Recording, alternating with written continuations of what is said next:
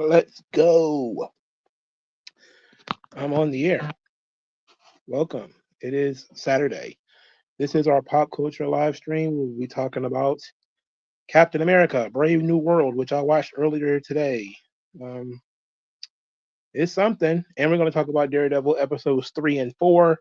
I think when I do these reviews, I'm just going to watch the previous episode and then, just to give myself some level of reminder of what occurred in that episode and how it relates to episode 4.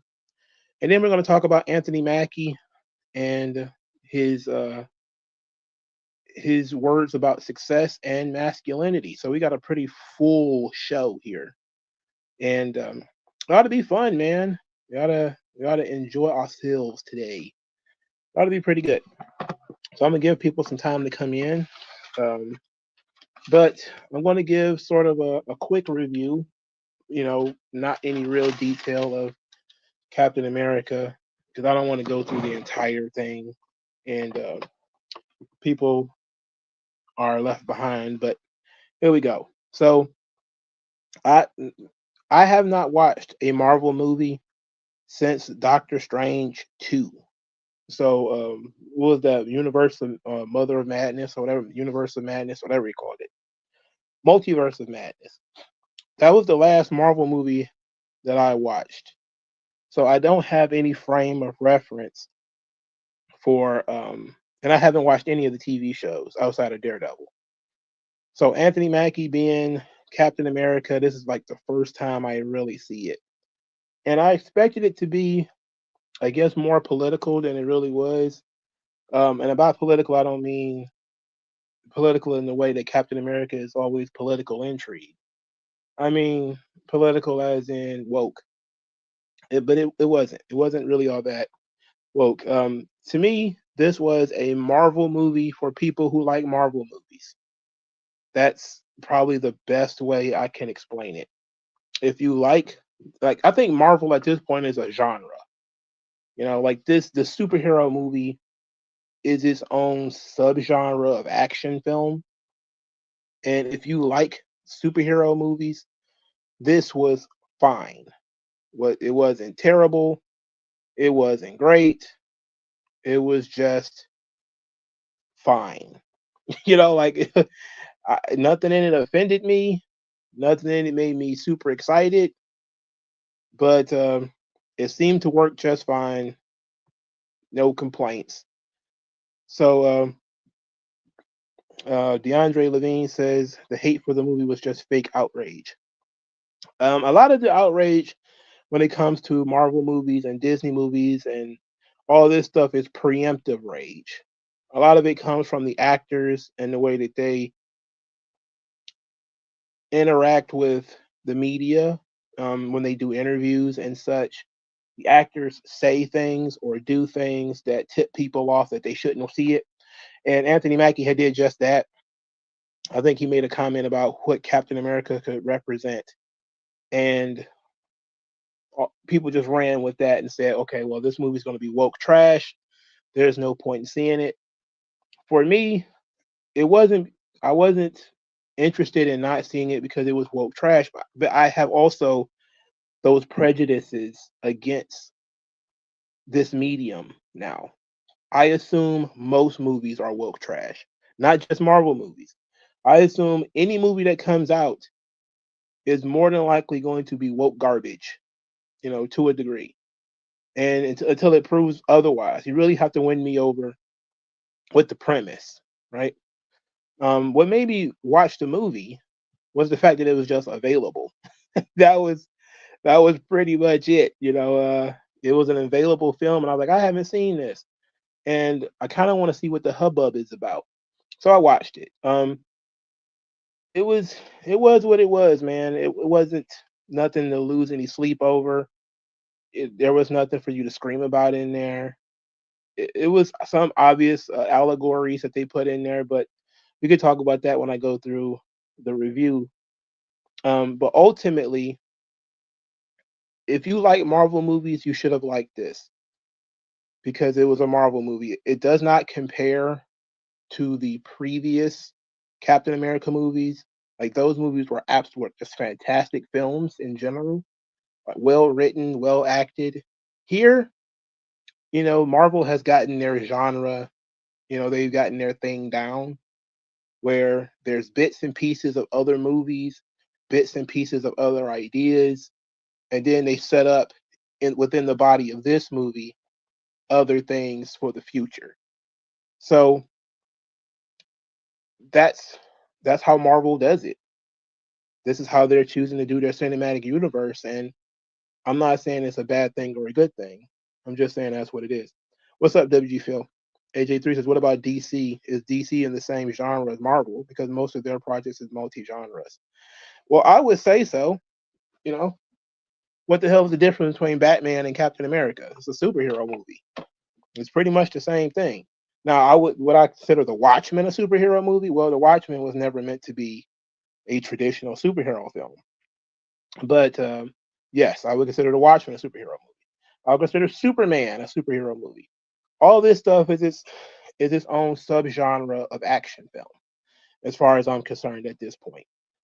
So if you like those sorts of things, you should have liked this, but it was run of the mill. It was kind of boring, actually. So it wasn't one of the better ones. I actually maybe I liked Black Adam more than this. Like I didn't hate Black Adam, you know. Um, I didn't think it was great, but I went to see Black Adam in the theaters though, so I was a real dumbass on that one. I was real dumb, but my brother wanted to see it, so I went with him. But I didn't hate this movie. It was just kind of a popcorn flick. You sit down, you watch it, and then it's over. You know, nothing to be upset about. Let's go through it. Now that there's some people starting to come in. All right, so the plot of the movie is surrounding a president that is controlled by an outside force, which it tells me that what they were going for was Donald Trump and Elon Musk. So, all right, so let's go through it. Captain America, the Brave New World stars Anthony Mackie as Captain America, Thaddeus Ross, played by Harrison Ford, who is in his 80s. My God. Anyway, this movie actually is a continuance of Ed Norton's Incredible Hulk film because it features, of course, Thaddeus Ross, who was in that film, played by William Hurt, which was the previous actor, and it features the leader. And I kept getting that character mixed up because the leader, I'm not that well versed in Incredible Hulk lore. That's a weak spot. I don't really read the Hulk. So I just kept in my mind calling him Brainiac. And I'm like, this is clearly not Brainiac because Brainiac is a Superman villain. And I had to actually look it up. His name is the Leader. And basically he's the inverse of the Hulk. The Hulk got gamma radiation and it makes him huge and strong. The Leader gets gamma radiated. He becomes, super intelligent. So that's basically how it works. So when we get to the beginning of the movie, Thaddeus Ross is the president of the United States now, and he has all these assassination attempts on his life, and all these other weird things are occurring, and they're trying to figure out why. So that's sort of the political intrigue. There's this tension with Japan over adamantium. So adamantium is the metal deposit that makes up Wolverine's bone structure. Basically, it was poured over his bones. That's why his claws are metallic and all that stuff. So they're introducing that into the Marvel Cinematic Universe in preparation for Wolverine, who is already in the Marvel Cinematic Universe because Deadpool and I watched Deadpool and Wolverine. I completely forgot. I did watch that movie. I saw that too. So they got the adamantium, and there's some tensions with Japan over the adamantium. This movie features Isaiah Bradley, who is Captain America. He is one of the Captain Americas. There was a comic book series called Truth. I forget what the who the writer was. I had a few issues laying around here. I think I may have given them away. I think they did end up reprinting it recently.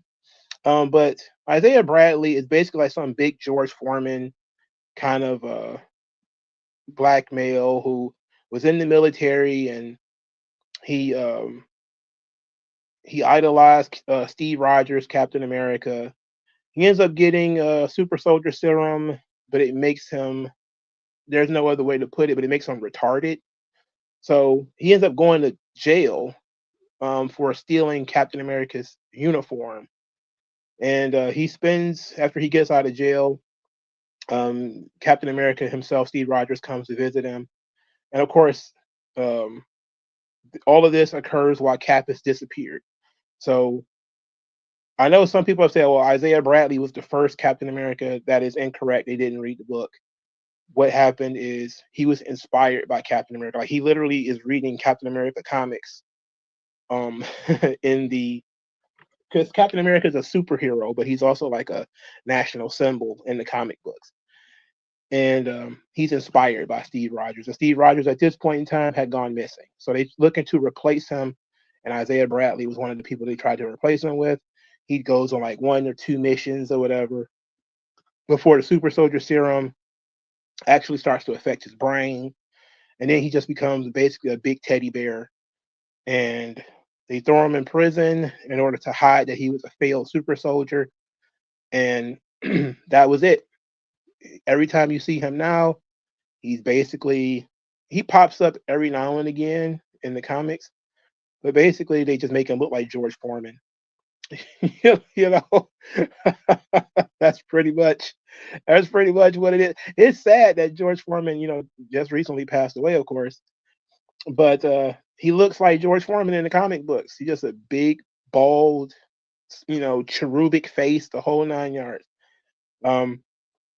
But one of the nicer bits is Steve Rogers goes to meet Isaiah Bradley in the comics after he gets out of jail, and he actually gifts him Captain America's uniform, and that was very sweet. And that's what Captain America is, and that's what Captain America is all about. Isaiah Bradley in this movie is a super soldier that went to prison for 30 years.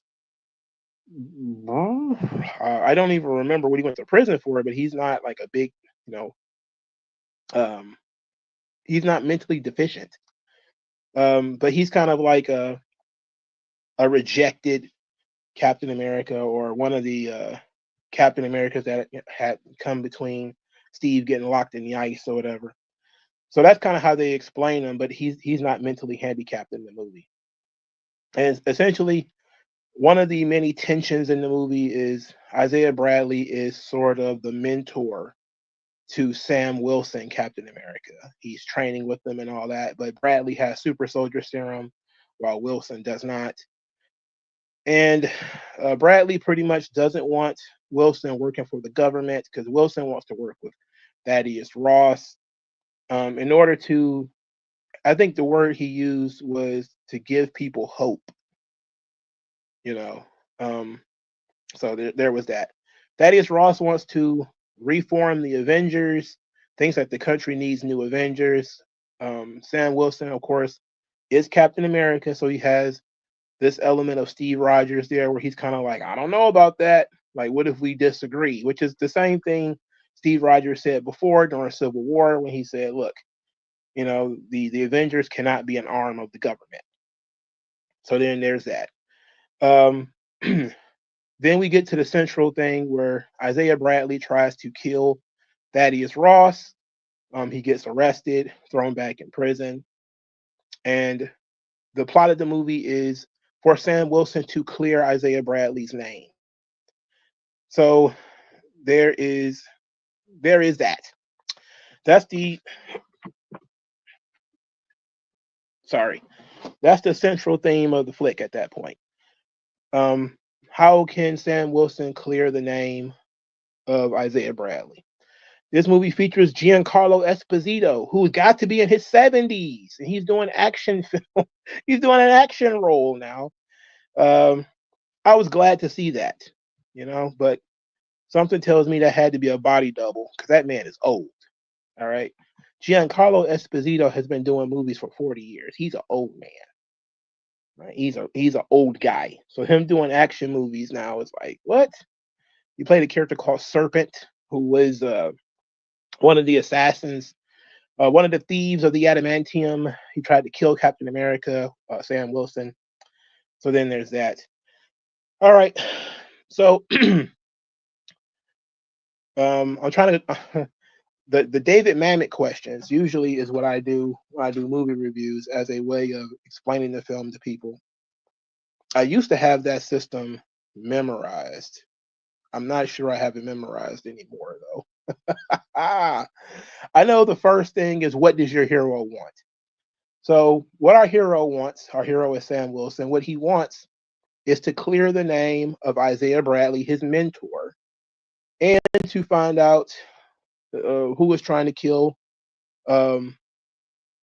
Thaddeus Ross and prevent war with Japan. They picked Japan of all countries to say that we're going to go to war with them over adamantium. One of the second is who's trying to stop them. All right, so Thaddeus Ross is he's not portrayed as a good guy in the movie. He is the guy who he wants Captain America to stop looking into what happened with Isaiah Bradley. Just accept that Bradley's in prison. Enough's enough. Forget it, and all that sort of stuff. So he's one of the people standing in the way. Of course, the leader is standing in the way. So you have those two. 3 is what happens if they don't get it. Well, then Isaiah Bradley, who spent 30 years in prison, is going to spend the rest of his life in prison. In fact, if I remember correctly, and this seems a bit excessive, he was going to get the death penalty for attempting to kill Thaddeus Ross. So if he doesn't free his name, then Isaiah Bradley is going to get the death penalty. And 4 is like, why now? Why is this happening right now? Well, this is where the leader comes in, because there was a secret deal that the leader would help Thaddeus Ross become president. He'd work on these secret projects with Thaddeus Ross. And once Thaddeus Ross becomes president, he would pardon the leader and let him out of prison. Again, they tried to have some level of equivocation between Ross and Stern and Musk and Trump. That's what they were trying to go for. So Thaddeus Ross failed to let the leader out of prison. He refused to do it. So the leader started all these plots against him. We find out that it was the leader that is somehow pulling some Manchurian candidate stuff with various guards and Isaiah Bradley through cell phones. Like, he's a super intelligent guy. So he has some kind of mind control, and he's mind controlling people. So it's not really their fault that they tried to kill the president. So that's of course revealed. It's also revealed that Stern, aka the leader, saved Thaddeus Ross's life by giving him what I think heart medications or something like that. And it turns out these heart medications had gamma radiation within them. And this is what leads to Thaddeus Ross hulking out at the end of the movie. That he poisoned him with gamma radiation. Similar to Ross poisoning Stern with gamma radiation. So it's kind of like a tit for tat thing. One good storytelling beat that I will say is that you can see Thaddeus Ross's character become more and more agitated as the movie goes on. That's a big positive that I really appreciated, because that's the Hulk, in a sense. He doesn't know that he's, taking these gamma pills or whatever, but he's becoming more and more agitated. Like almost like he's got Alzheimer's. To like almost like he got Alzheimer's. And it's interesting is an interesting story. So, shit, what is going on? Oh, okay, there we go. So, so you got that going. The leader as a character is pretty much in the shadows for most of the movie. He's supposed to be somewhat sympathetic, which is always the case with these characters now. You're supposed to feel sorry for him that he was betrayed by the president, and so his betrayals are justified. You know, the attempts on Thaddeus Ross's life are supposed to be justified because, hey, he didn't keep up his end of the bargain that they had made with each other. Again, it was one of these movies that was, if you like those kinds of movies, you'll probably like this. um, they did try to explain how Sam Wilson was able to fight against the Hulk by saying that he has vibranium wings. So his vibranium wings can pierce the Hulk's skin. I guess. I don't know if that's been established or, you know, but he can. And he ended up just basically talking Ross down. And, you know, once Ross calmed down, he that was it for him. But the whole thing was about Ross, the build up to Ross hulking out. And that was done through the leader nitpicking him and basically exposing him as being a person who has been making shady deals backdoor with an inmate in prison, and that's interesting, you know. But again, it wasn't like the best movie in the world. It wasn't the worst. It was just a movie. And then at the end of the movie, there was a post credit scene where the leader tells Sam Wilson, "Hey, you know, there's other worlds out there. You guys aren't the only ones. What's going to happen when you have to fight against these other worlds?" So they're setting up the rebuilding of the Avengers. They're also setting up the Thunderbolts, and which is basically like Marvel's version of the Suicide Squad. And I know that the Thunderbolts movie is coming out fairly soon. I don't know if the leader is going to be in that movie. I don't know, but he might be. That it feels like he might be because he didn't. Spoilers: he didn't die. Okay, so he might be in that movie. But Thaddeus Ross goes to prison at the end of the movie too. This guy is 80, again, 80 years old. I don't expect that he'll be playing Thaddeus Ross in further movies. Harrison Ford is way too old to be in these movies, just entirely too old. And it's it is what it is. But let's see what y'all think. WG Phil says, "I'm not particularly a fan of the movie trying to make Falcon Cap by addressing him as Cap and giving him a Cap suit." I mean, you might as well go with it if you're going to do it. If you're going to make him Captain America, he just be Captain America. That includes the shield and everything. WG Phil says, "In Falcon and Winter Soldier, he was apparently a Korean war cap, but failed to kill the Winter Soldier." Oh, okay, that makes sense. Why are liberals freaking out about Anthony Mackie for raising his kids properly? We're going to talk about that in a little bit. Jermaine Chapman, is it an endurance test to watch these post-in-game movies? It feels like it. I just don't, they don't stick. You know, they set up things that I don't care about. They feature characters I don't care about. I've never been a fan of the Hulk in general. And I'm certainly not a fan of the Red Hulk. Oh, also, this was sort of a woke thing that they did that I caught. So in the movie, there's another Black Widow, who is the head of Thaddeus Ross's security.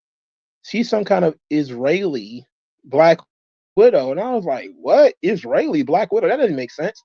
So at first I thought it was Yelena, but Yelena is Russian. Now that doesn't prevent her from being, you know, they could change that. But it turns out that the character was supposed to be Sabra. Now Sabra is a little known Marvel character, but she's an Israeli superhero from the Marvel universe. Apparently, because they wanted to avoid anything to do with Israel, they changed the name of the character and basically made her a Black Widow. I don't know why. That's so. That was one of these stupid things that they did. But I mean, it is what it is, man. You got to know what you're going into with Marvel now. They're trying to be culturally sensitive, and the idea that you're going to have the president of the United States with an Israeli bodyguard is really funny, right? That's really entertaining. But that's the movie essentially, man. I mean, if you liked it, good. I can't say that it was my cup of tea, but it was what it was, man. It was what it was. I did like, however, Daredevil. Um, episode 4 was not, the most amazing episode ever, but it was solid. I guess you could say solid. Let's go back over episode 3 real quick. So Wilson Fisk, at the beginning, near the middle or end um, of episode 1, he's now the mayor. So crime is going back up in New York because the Fisks are not doing anything about it. They went from being the central controlling individuals of organized crime in New York to now they basically are hands off and letting them do whatever they want. And this, of course, plays into the storyline of Wilson versus Vanessa. Vanessa wants to keep the peace, keep everybody under control. She was running the business while Wilson was gone. Wilson doesn't care. It's part of his overall plan that he has not let her in on. And she, of course, feels the hurt, the wound of not being let in on this plan. Meanwhile, Daredevil has retired because he threw Bullseye off a roof because Bullseye killed Foggy Nelson, allegedly. But yes, as of right now, Foggy is dead. I got a feeling that he's going to end up being alive at the end. But as of right now, Foggy is dead, and Daredevil feels guilt, blames himself for this. So he quit being Daredevil. Now he's mostly an attorney. And he has a defendant named Hector Ayala, who turns out to be the White Tiger. The White Tiger is a regular superhero in the Marvel universe.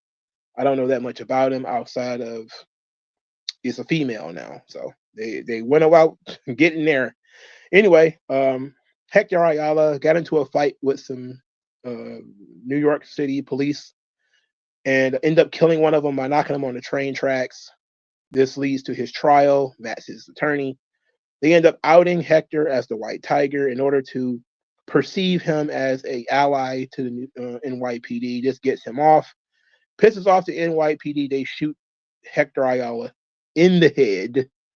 And then Wilson Fisk uses the fact that Hector Ayala beat Murder Rap just because he was a masked vigilante to push his anti-vigilante agenda, essentially. So that's where we sit in episode 3. WG Phil says the actor for White Tiger died, unfortunately. Oh, well, so they're definitely going to change the character now. Yikes, that's tough. I mean, did he die while they were filming, or did he die after they were filming?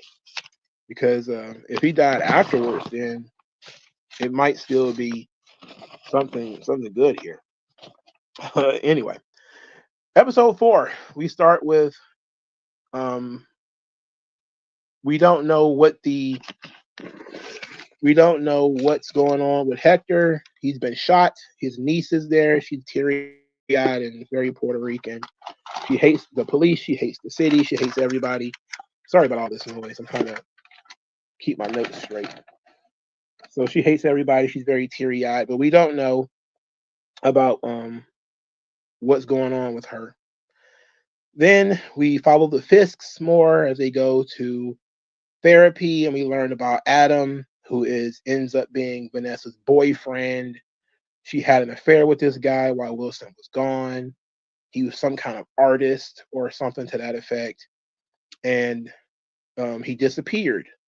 And Wilson, of course, is triggered by this and upset by this. He claims that he confronted Adam, doesn't know where he is. But this was whole thing about Vanessa having abandonment issues and her family is real kooky bullshit. But of course now the Kingpin is a cuck. Because somebody's got to be a cuck in these stories, right? So now the Kingpin is a cuck who takes his wife back after she fucked around with some artist guy. And, Vanessa's a woman of means, and they almost always end up fucking gardeners and artists and people who don't have any money but make them feel something because they have money and nothing else. So they're out searching for connections, quote unquote. And so she fucks some artist while living in the Kingpin's house and just dumb shit. We get a lot of frustration with Kingpin in the political system in terms of he wants to do things, but there's a certain way that they need to be done because this is how city government works and all this kind of shit. So then there's that. There's a Kingpin being made fun of for calling him Mayor Garbage because the garbage hasn't been picked up, and that's because one of his aides got drunk and was hanging out with BB Urich, who is a journalist, and she smeared him in paper and all that kind of stuff. Then the guy swore his undying loyalty to the Kingpin. It is what it is. But the central element here is when Matt, now that he's dealing with, Victor Ayala's in the hospital, for what we know, we don't know if he's dead yet. But he now has a new defendant. He has a new client.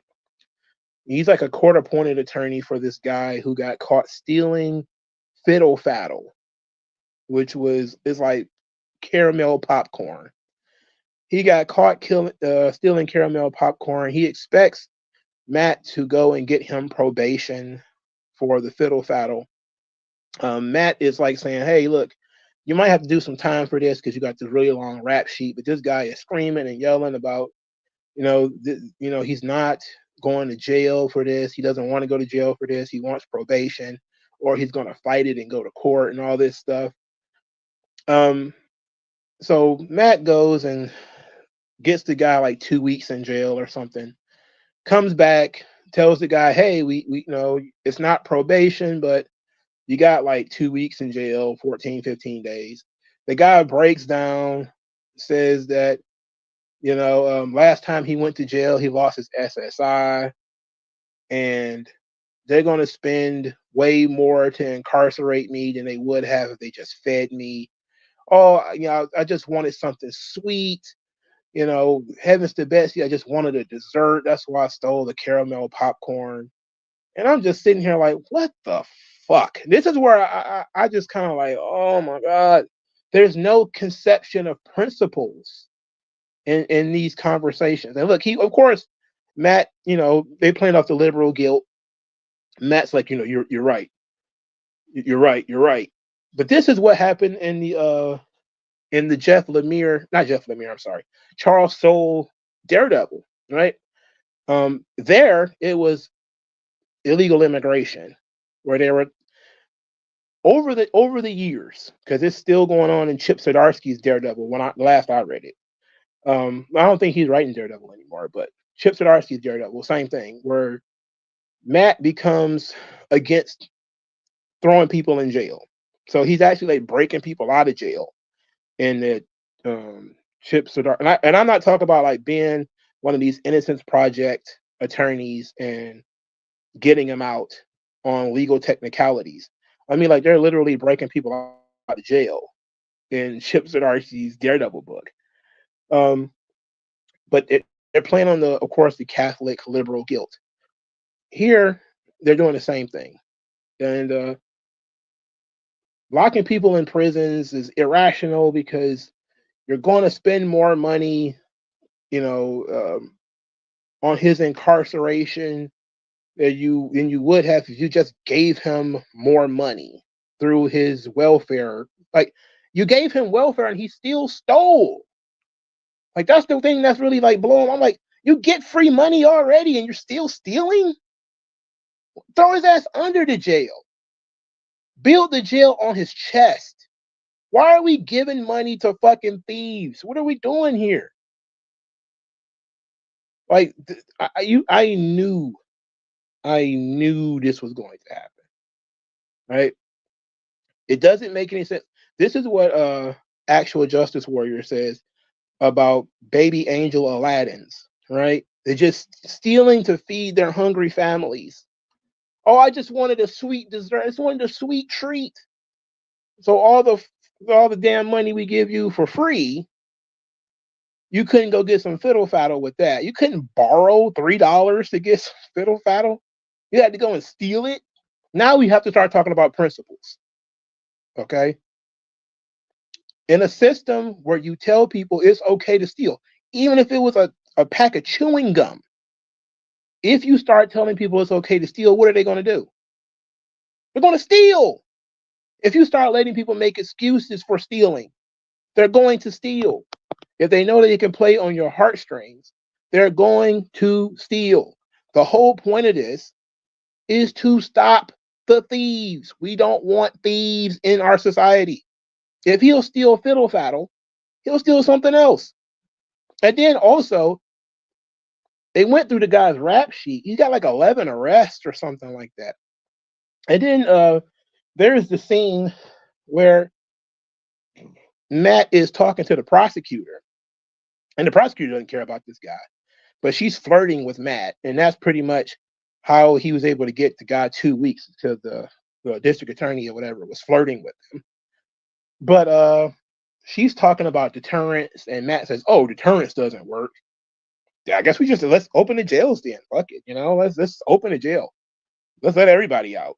If the threat of putting them in jail doesn't work, then we just let everybody out. Then I guess, like we just let everybody out." And I understand why they did this, because it's such a pathetically small amount of money. Like fiddle faddle is literally like $3 or something like that. It's such a pathetically small amount that you would rationally say, who cares about him stealing some caramel popcorn? But when you take into account that's somebody else's property, and then the principles of you can't take other people's property, and the fact that we've caught you taking other people's property before multiple times, at some point you got to have principles. If he was a kid, okay, he's 15, 16 years old or whatever, there's no point in ruining his life because he stole some fucking caramel popcorn. Who cares, right? You got to really take into account the entirety of the young man's life. But when you are a fully grown man who's been caught multiple times stealing, I'm sorry, bro. Like, we can't let this go. And of course, the writers of the series were basically like, I would say maybe they're not prison abolishment types, but it's the kind of argument you would make if you are part of the prison abolition movement. We should just feed people, man. You tried that. You gave him free money and he's still stealing. What the fuck? What are we going to do? Like, I mean, come on. Get real. Anyway, to finish this up, because there's not much more of the episode left after that, we find Frank Castle. And Daredevil finds the Punisher logo on some bullet shells. He searches out for Frank Castle, finds them. They have a great back and forth. I love the way that the people really study the character work of Daredevil and the Punisher and tease out at their core what these characters are. And they have this tense relationship, but you can tell that they want them to be two sides of the same coin. And Frank Castle, of course, kind of goes into this by saying, how's your friend doing? Your friend's dead and you quit. you know, and you feel guilty about that. You won't even say his name. And Matt's like, okay, it's all about the system. We got to let the system work. And, you know, the guy, Derek Bullseye, who killed Foggy, he got life. And then Frank was like, hey, yo, Foggy, did he get life? And I was like, oh, shit. Oh, shit. At that point, that snaps Daredevil back into reality, you know? And then we see that guilt that Matt feels. Punisher also feels that guilt when he talks about his family, how he wasn't able to save them, he wasn't able to do anything for them, and so that sticks with you forever, essentially. And so now that he's come to that understanding that this guilt is going to be with him forever, he decides he's going to go back to being Daredevil. And Wilson Fisk, after finding, he already knows about the affair, and they've gone to therapy about this thing. He's trying to forgive Vanessa for the affair, but then at the end, we see that he has Vanessa's boyfriend in a cage in a dungeon somewhere, and he's just holding him hostage. He's eating like pasta and meatballs in front of this guy. But it's weird, it's really weird. But you could just see, like, the first 4 episodes have been about the characters trying to change. Both Kingpin and Daredevil are trying to change. They're trying to go a very different route, and at the end, they are who they are. And that's what episode 4 is. You are who you are, ultimately. The Kingpin has not changed. He might be trying to change, but he hasn't changed. And Matt hasn't changed. He might be trying to change, but he hasn't changed. He's the same person. And so it's all about trying to escape, I guess, fate, in a sense, but coming back, finding yourself full circle. And Matt starts training to be Daredevil again, and the Kingpin's eating pasta in front of his wife's boyfriend, who, as he juggles this guy's fate. And we don't know how long the guy has been in that basement. I guess we'll find out in episode 5. And then at the very end, we see the debut of Muse, which was a villain that was introduced in Charles Soule's run of Daredevil. Muse is a serial killer. He's an artist, but he's a serial killer, essentially. So they're probably going to use him for the rest of the series. He's not much of a physical threat to Daredevil, but he's still pretty damn cool as a character. Wait a minute, was that Charles Soule that he was brought in for? I think Charles Soule was the creator who created Muse. I really should reread this stuff, but hey, I'm always going to say I am not Rob from Comics Explained. I do not have this stuff like an encyclopedic knowledge of this shit in my head. So if I'm off on who the creator was and when he was introduced, just understand that's the case. I have no encyclopedic knowledge of the Marvel lore. But episode 4 really threw me for a loop. The Kingpin being a cuck, Matt, of course, being a white liberal, with the guilt and everything.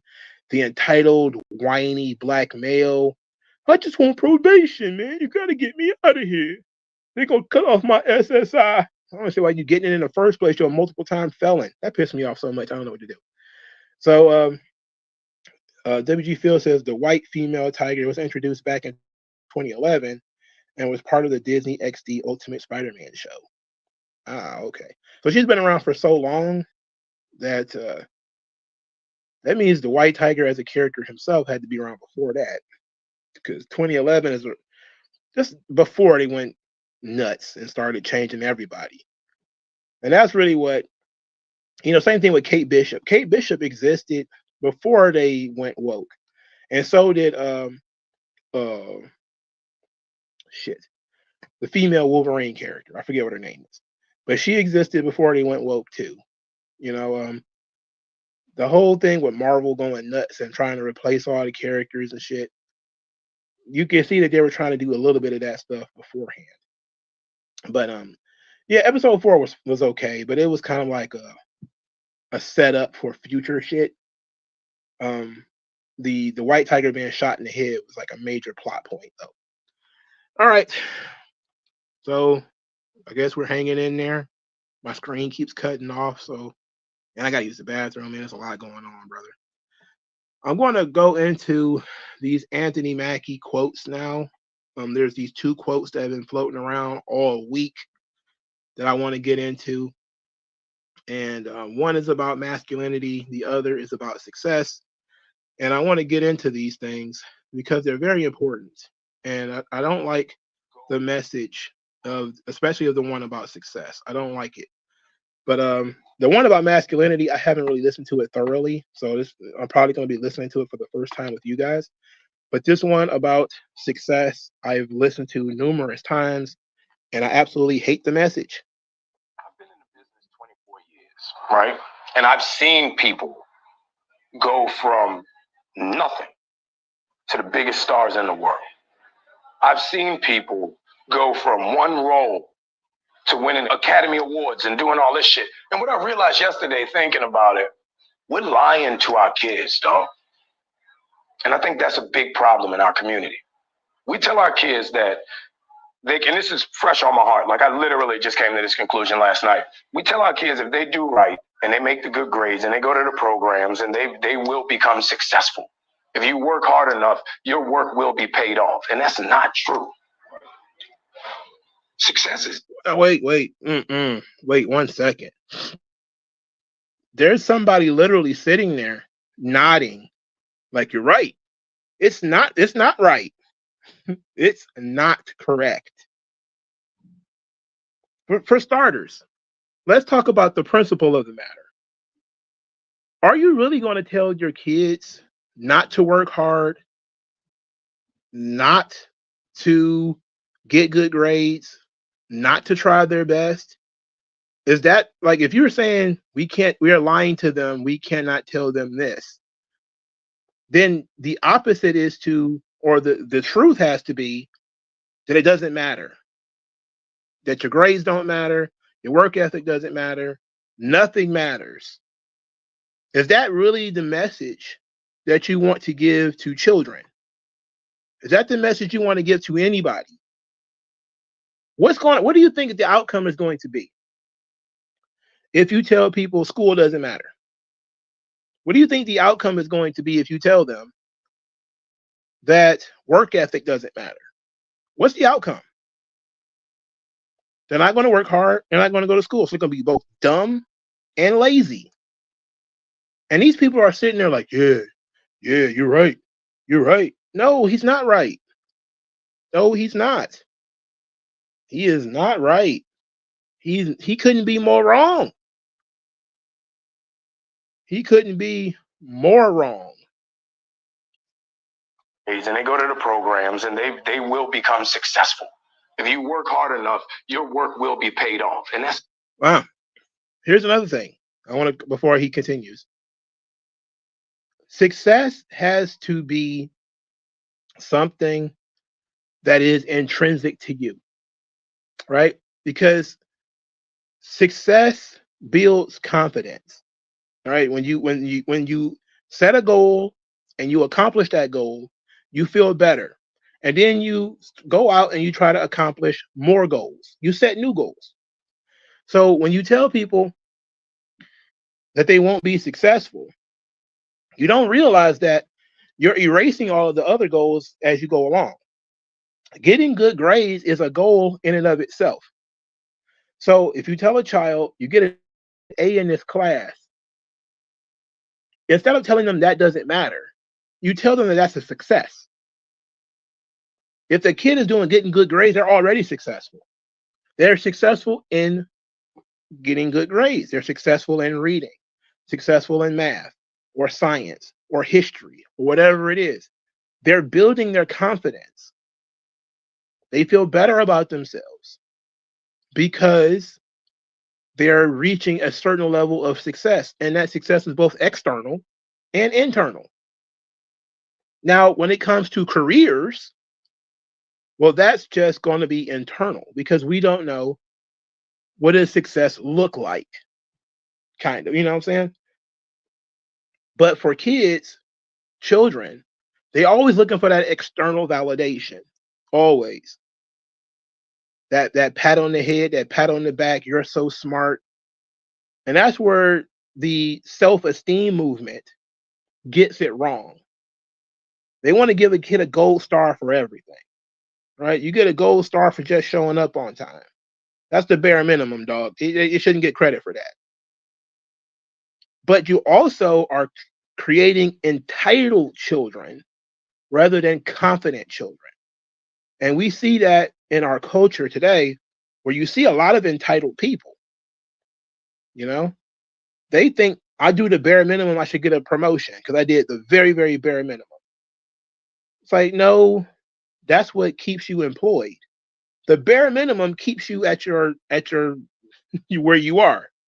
Going above and beyond is when you get a promotion. We can't give you more responsibility until you become more responsible. Then we give you more responsibility. And more responsibility comes with more money. It comes with, a better reputation and more opportunities. Now we start talking about what he's about to say. Not true. Success is given. It's not earned. Because you can be the most brilliant. If one person don't tap you, each one of y'all. There were people who could hit harder, who could catch better, who could run faster. But somebody said, you're the one. And the other 50 behind you fell off. You know what I mean? Mm-hmm. And this is incredibly wrong. This is incredibly wrong. Okay, let's talk about this. Now, you have to, I guess, imply that you've already met the bare minimum standards to be, quote unquote, chosen. Right? You've already met the bare minimum standards. You've gotten the correct education. You've been in the gym. You've worked hard. You are dependable. Because that's the reason why all of those other people start to fall off. Because they may have one thing or another thing, or whatever the case may be. For instance, there was a basketball player. His name was Len Bias, right? And Len Bias, I heard, was a great basketball player, one of the best college basketball players of all time. He didn't make it to the NBA. He died because he was on drugs. I mean, who made that decision? He did. He made that decision. He made the decision to do drugs. When Mike Tyson got knocked out in Japan, that happened because Mike Tyson decided he was going to go party rather than locking in. That was Mike Tyson's fault. He ruined his own opportunity. The success wasn't given to his opponent. Mike did this to himself. The other guy, whose name I can't understand why I can't remember his name. Anyway, he was prepared. He locked in. He had no business beating Mike Tyson, but he beat him because he was focused. He locked in. Mike wasn't. Success was not given. He earned it. Now, part of that was Mike Tyson's fucking up. But that's how it works sometimes, is that your success comes at somebody else falling short. So the idea that you're not the best, yes, that's true.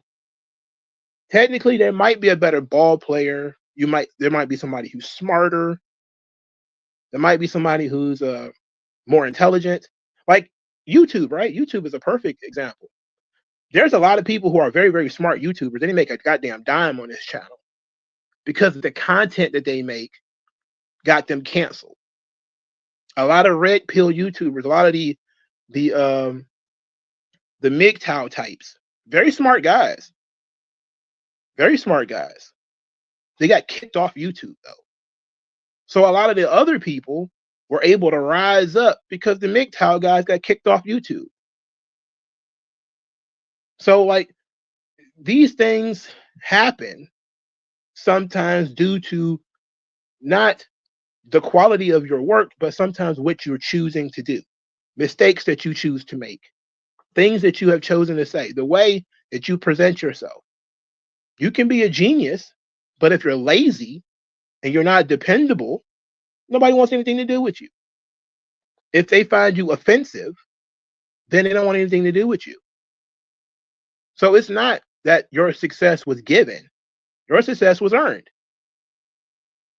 There again, there's another guy, for instance, for a long time on the internet, one of the only guys that was sort of I guess you could say a black Republican or a black conservative or whatever was Tommy Sotomayor, right? A lot of people know who he is, but because he was calling black women hair-hatted hooligans, he was getting kicked off YouTube every other week. He was getting banned. And that opened up space for other people who did not call black women hair-hatted hooligans to come in and make an opportunity for themselves. Success was not given to these people. They were not chosen like, from upon high. There was an opportunity that was opened up, and they were the right fit for that opportunity. And then literally, I think all these people that he's talking to are ball players of some description, right? You got on the team, but somebody literally drafted you, right? And that's probably what they're thinking is like, oh man, I would never have made the team if I didn't get drafted. Like you got drafted because of how good you were in college. And you got into college because of how good you were in high school. And you made the high school team because of how hard you worked. And then there's going to be some level of genetics there, because nobody wants a 120-pound linebacker, right? Or a knucklehead linebacker who goes to prison for rape or some stupid shit like that, right? If you can avoid the pitfalls of going to jail for stealing cars or getting caught smoking weed or whatever the case may be, maybe you're like LeBron James where you took money from boosters, but you didn't get caught, like, Chris Webber did. Then maybe that might be the difference, But to say that success is given is crazy. That's crazy. But somebody said, you're the one. And the other 50 behind you fell off. You know what I mean? Mm-hmm. And because of that, I don't know what that emotion or that feeling is the scary thing. Because I went to all the programs. I've done Broadway. I've done off-Broadway. I've been in the business 24 years. I've been in 2 Academy Award films. I've done independent films. I've done major motion pictures. Now I'm Captain America. So now what? Business 24. So now what?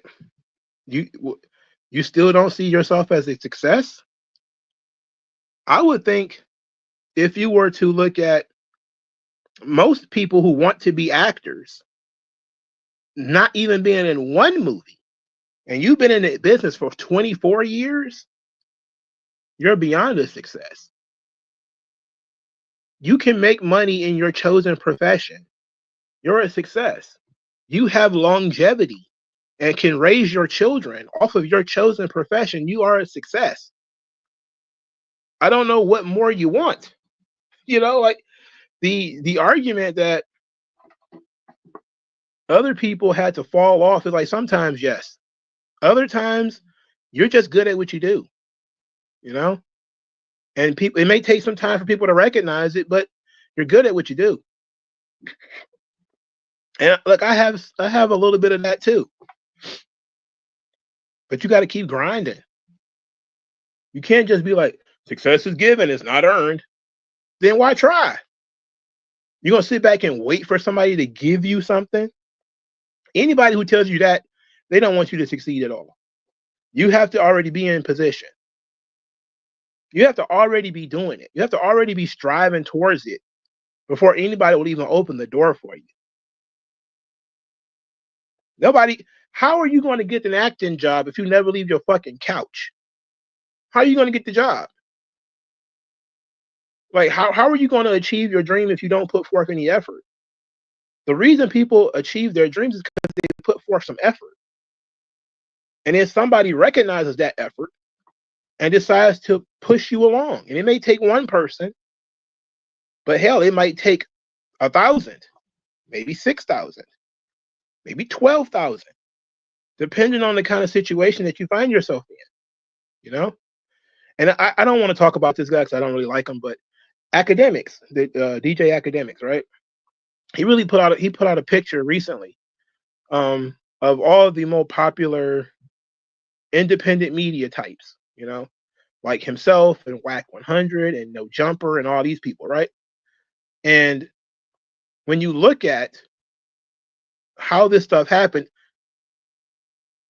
to be independent means that large groups of people found your content and decided to push it, right? A bunch of people started listening to you at the same time.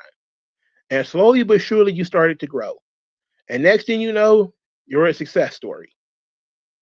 You know, in some cases they can, you know, industry plant that shit and take one person from the middle of nowhere and put them on a show and they make tons of money. Sometimes that can happen.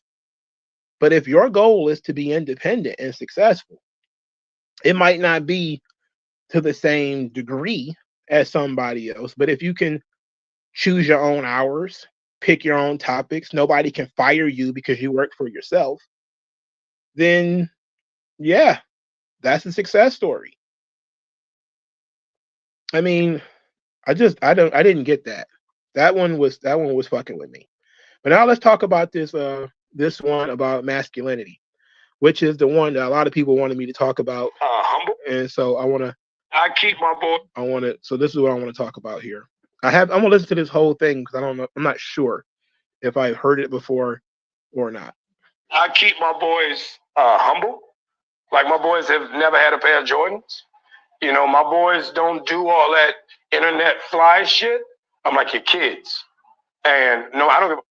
I could be the biggest star in the world. Do not let me catch you being stupid. Mm-hmm. Do not. And my oldest gets it. My 15-year-old, he tells the other ones, he's like, yo, don't make dad mad.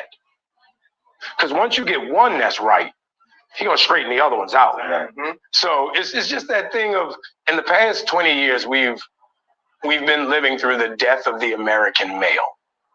They have literally killed masculinity in our homes and our communities for one reason or another. But I raised my boys to be young men. And however you feel about that, you feel about that. But my boys will always be respectful. They will always say, yes, sir, yes, ma'am. No, sir, no, ma'am. They will always say thank you. They will always open a door for a lady. They will always make sure that their mother is taken care and provided for. They will always be men. And that's always since they were 2 years old. Every time I left for a job, I tell my 15-year-old, you're the man of the house. You make sure these doors are locked every night. This alarm is on. You text me or you call me every night before you go to bed and you wake up. I love that. Because we're men. If I'm not there to protect, he got to be there to protect. Because you can have all the money in the world, climb through the window, that money means nothing. Right. You can have all the celebrity in the world, jump through the door, that celebrity means nothing. Yeah. So you got to have a little guard in there. You know, and so for me, it's always that idea of American masculinity is very different. Okay. I like this. This is a great quote. You know, this was good. And he's not wrong. He ain't wrong at all. I know that they talked about this thing on Joe Rogan, unfortunately, because they had professional beta male Mark Lamont Hill on there. But that's true. There's a lot of men who don't know how to be men, and because of that, there's a lot of seedy characters, let's say, that have arisen to take the role of role model of young boys. And it's going back to what I was talking about before with the MGTOW guys, right? Like, a lot of the MGTOW content, it really appeals to boys and young men who are not that successful with girls, right? And they say, well, there's nothing wrong with you. It's the system because that's one of the MGTOW things is, the family courts and all this stuff that make it difficult for you to continue to be a man. They give you all these excuses to why you shouldn't try and why you should give up. And basically that's what MGTOW is giving up, going your own way, right? Those people can exist because there's no countervailing force on the other side. Any and all forces of masculinity in the United States is usually destroyed. When Jordan Peterson became sort of the voice for masculinity in the United States, he became public enemy number one. And they hounded him until he became a pill addict. And now young men don't listen to him anymore, at least not in the numbers that they used to. And then him going to Daily Wire really killed everything for him. That was kind of it. But young boys are seeing their favorite athletes getting cucked, either literally or figuratively. They're seeing their favorite movie stars be forced to capitulate and chastising them for being who they are. They're seeing weakness be rewarded, and boys are susceptible to peer pressure just like girls are, not to the same degree, because boys have a more of a rebellious spirit, but girls, they fall into the liberalism and all that stuff. They can get one-shotted by that stuff simply because for girls, attention and what's the word I'm looking for? I got a piece of that. Attention and acceptance are two of the most important things to them. They want to be accepted by some group, and if that group starts doing weird things, then the girls will start doing weird things. Tons of girls have went out, had sex, or went out and got drunk or whatever because they were pressured into doing so. And boys will do it too. That's what gangs, that's what they do. But once you realize that people can be hacked like computers, then you realize that you have to set people up for the example that you want them to follow. And what he's saying is he set an example. He gave his son some responsibilities. His son is expected to do certain things. His son is expected to be respectful, expected to look after his brothers, expected to look after his mom, to look after the house. And yes, that is a lot for a 15-year-old, but it ain't that damn much. It's a starting point. He will always know where his North Star is because he'll know that as a man, it is his job to be responsible. When you have irresponsible males, you will have a chaotic society. And when you have irresponsible males, you have chaos. I mean, it's literally that simple. So either you want your males responsible or irresponsible. Irresponsible men will have bad outcomes, and you have enough generations of bad outcomes, you will have boys trying to destroy the system because it no longer works.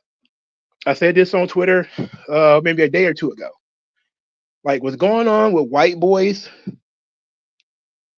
and they're targeted for harassment, they're targeted for discrimination, they're being attacked live on television, they're being attacked in the media all over the place. It's the same thing happened to black boys. And what happened? Two things happened. One, they gave up on the system and they started either not caring, they became apathetic, or they became bitter. And those boys who became bitter, they went in two directions. Either A, they became socialists, some of these Black Panther revolutionary types who just want to destroy the system because, it ain't good for me anyway. Or B, they became gangbangers and criminals and figure everybody's corrupt anyway. The system is fucked up anyway. I'm going to do whatever I want. So now the white boys are doing the same thing. They're either A, going to fight for their system and be called fascists, or B, they're going to say, fuck it, go their own way and let the whole thing burn to the ground. So what are you going to do? Your response is going to be, they need role models. The Democrats know this too. Remember, right after they lost the election, they started saying that they need to have role models for boys. That was the whole reason why they picked Tim Walz to be the vice president, right? Because he's a football coach. He was in the military. He can be a role model for boys. And then what? They realized that he was a cuck. Soon as Kamala Harris made that joke about white boy tacos or something like that, it was over for him. It wasn't going to work. It wasn't going to work. That's the kind of shit that they were fighting against. That's the kind of shit that they tired of seeing. So you brought this guy in to be the super hyper masculine man, and then you cut his balls off in front of everybody. Wow, surprisingly, you lost. Surprisingly, you lost. And the crazy thing is the Republicans bring in cartoon characters like Hulk Hogan and Donald Trump to, I guess, well, they're not really supposed to portray masculinity, but they're traditionally normal guys for the most part.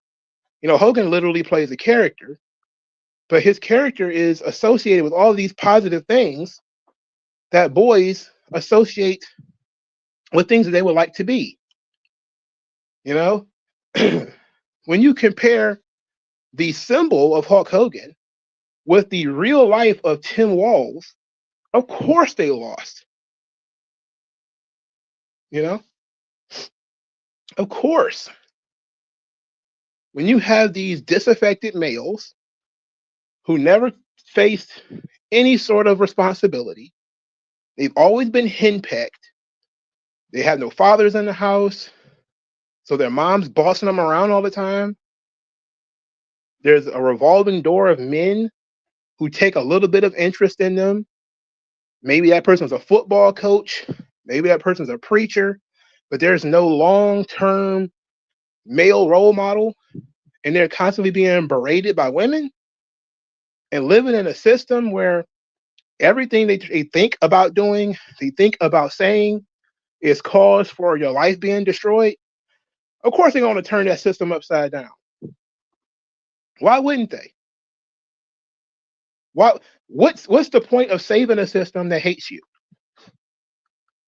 What's the point of trying to save like traditional marriage if it only ends with you getting what the MGTOW guys call divorce rate? What's the point in saving it? There's no point to it. So I agree with his conception. So Gozu says, I feel that Mackie's success take is more a doomer version, that people shouldn't expect all of the rewards of success. It's better to have reasonable goals. Yes, but he should have said that. WG Phil says, what could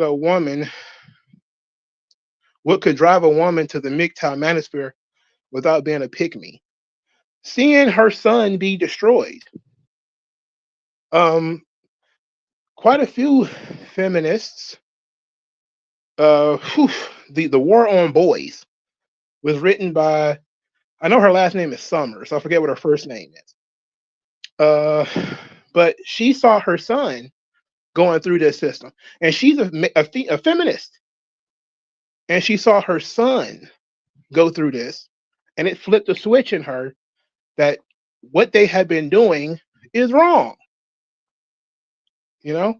And sometimes there's these turbo autist females or lesbians, like what's her name?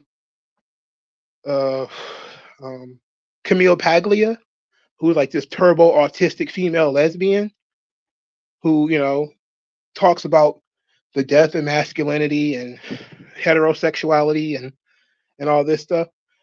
It happens because it doesn't harm her at all. She's a lesbian, so she don't really care, you know. But usually what happens is the woman has a son or a brother or something like that. She has a good relationship with the men around her. She has a good relationship with her husband or boyfriend. And so she sees the system treating them unfairly. And she decides to stand against it. All right, I gotta go to the bathroom. So I'll talk to you guys later. Peace out.